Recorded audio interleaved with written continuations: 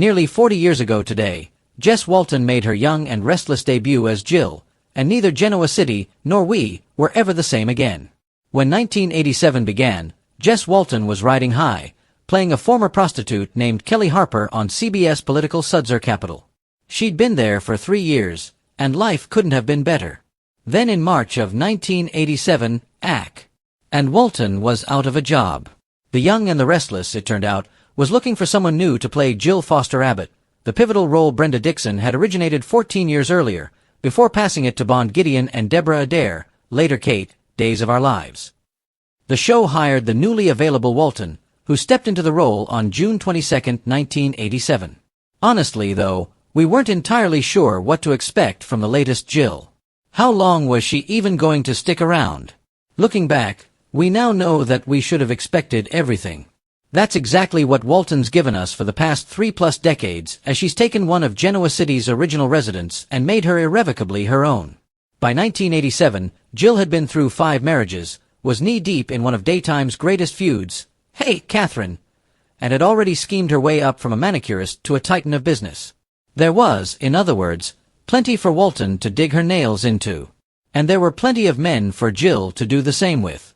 Though Jill's only been married 3 times in the past 34 years, to Rex Sterling, John Abbott, and that irredeemable scoundrel Colin Atkinson, it's safe to say that she's bedded half of Genoa City.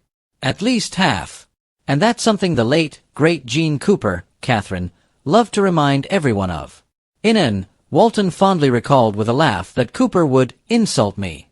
We'd go out on the road together on public appearances, and she would say, I had to bring the slut along.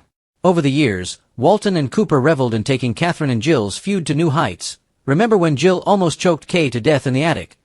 To the point that Walton marveled to Thompson that they were like a super couple. And they delighted in tackling their relationship's ever-changing challenges, like when Jill discovered she was actually Catherine's long-lost daughter, until we found out she was actually Lauren's long-lost sister, because why not? But that's something Walton has always wowed us with, her ability to play the woman beneath the witchiness. As much of a schemer as Jill could be, her portrayer ensured that she was never one note, and nothing trumped her love for her family, even when that family was her archenemy. We watched Jill mourn son Philip, then go through the shock of finding out he was not only alive but that he'd faked his death because he was struggling with coming out as gay.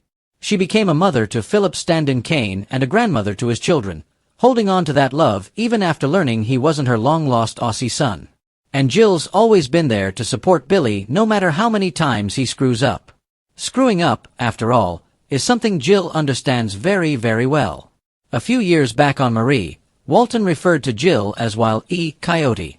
Jill keeps getting anvils dropped on her head, the actress cheekily explained. She gets these schemes, and she gets all excited. She brags to the whole town she's marrying Victor Newman, and then he breaks up with her on the day he's supposed to be proposing, and she gets smashed again. But like Wile E. Coyote, Jill always comes back. And though she only stops into Genoa City from time to time these days too, we can rest easy knowing that every time she leaves, it's only a matter of time before she'll come back.